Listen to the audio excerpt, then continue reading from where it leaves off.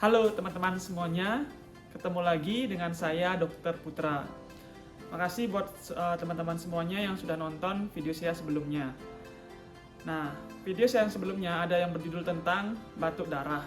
Banyak teman-teman yang bertanya tentang batuk darah. Nah, di video kali ini saya akan sedikit membahas tentang batuk darah kembali.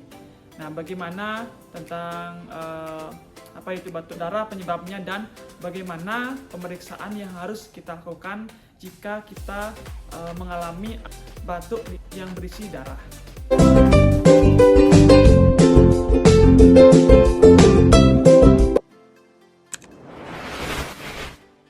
Nah, batuk darah itu merupakan suatu proses keluarnya darah yang berasal dari saluran pernafasan. Baik itu dimulai berasal dari pernafasan bagian atas sampai berasal dari jaringan paru yang paling terkecil atau alveolus. Nah, perlu teman-teman tahu, penyebab dari batuk darah itu bisa berasal dari saluran pernafasan atau area bronkus, bisa juga berasal dari parenkim parunya atau jaringan tempat pertukaran dari oksigen atau alveolus dan jaringan sekitarnya. Dan yang ketiga bisa juga berasal dari pembuluh darah yang berada di saluran pernafasan termasuk di paru. Nah, teman-teman harus tahu batuk darah ini tidak serta-merta keluar. Pastinya dia mempunyai keluhan yang lain yang menyertainya. Misalkan ada sesak atau batuk yang sudah lama, atau penurunan berat badan, atau batuk yang tak kunjung sembuh dalam jangka waktu 2-3 minggu. Nah, jika teman-teman mengalami keluhan serupa disertai dengan keluhan yang saya sebutkan tadi, kemudian teman-teman tiba-tiba keluar batuk berisi darah, teman-teman harus pastikan bahwa batuk tersebut berasal dari saluran pernafasan. Karena batuk darah bisa juga mirip dengan yang namanya muntah darah atau yang disebut dengan bahasa kedokteran hematemesis. Bedanya dari warnanya. Kalau batuk darah dia warnanya merah segar, kadang kadang bercampur dengan busa. Kemudian biasanya kalau pada kasus batuk darah itu tidak disertai adanya riwayat mual muntah sebelumnya.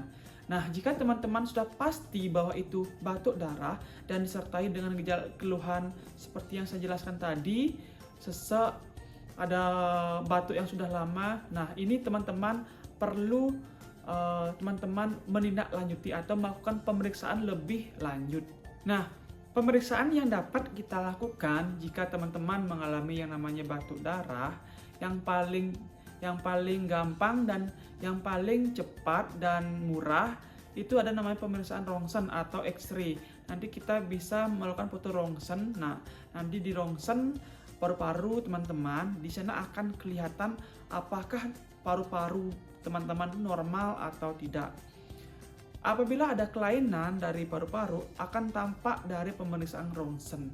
Misalnya, penyakit yang bisa menyebabkan batuk darah yang dapat ditemukan dalam pemeriksaan rongsen tersebut, misalnya ada infeksi seperti pneumonia, adanya penyakit TBC, adanya penyakit abses atau penyakit paru kronis juga bisa ditemukan. Nah, apabila dalam pemeriksaan X-ray atau rongsen tersebut ternyata normal, bisa saja batuk darah teman-teman itu bukan berasal dari jaringan paru atau parenkim parunya, bisa saja berasal dari saluran pernafasan. Nah, untuk pemeriksaan lebih lanjut, apabila dalam pemeriksaan rongsen itu tersebut normal, bisa kita lakukan yang namanya pemeriksaan bronkoskopi. Nah, pemeriksaan bronkoskopi itu kita dapat melihat kondisi saluran pernafasan karena nanti ada seperti kamera yang masuk ke dalam saluran pernafasan untuk melihat kondisi dari mana sumber darah yang teman-teman keluarkan tersebut. Nah, perlu teman-teman tahu bahwa selain penyakit dari parenkim paru, ada penyakit kelainan pembekuan darah namanya yang dapat menyebabkan yang namanya batuk darah. Nah, selain dua pemeriksaan tadi yang saya jelaskan tadi, apabila misalkan dari hasil rongsen normal, bronkoskopinya juga ditemukan normal, nah bisa kita melakukan pemeriksaan yang lebih lanjut yang namanya pemeriksaan CT scan. Nah, di sana kita akan melihat paru secara keseluruhan dan secara detail sumber dari batuk darah teman-teman yang dikeluhkan tersebut. Nah, itu tadi 3 pemeriksaan yang bisa kita lakukan apabila kita mengeluhkan yang namanya batuk darah. Nah, perlu teman-teman ingat juga bahwa tidak semua batuk darah itu berbahaya.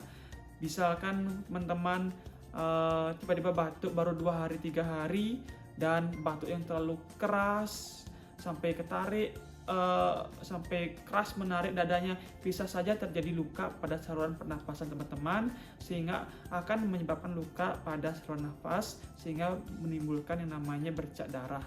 Jadi teman-teman jangan terlalu panik apabila 2 hari batuk tiba-tiba ada keluar bercak darah, mungkin saja itu disebabkan karena batuk teman-teman yang terlalu keras.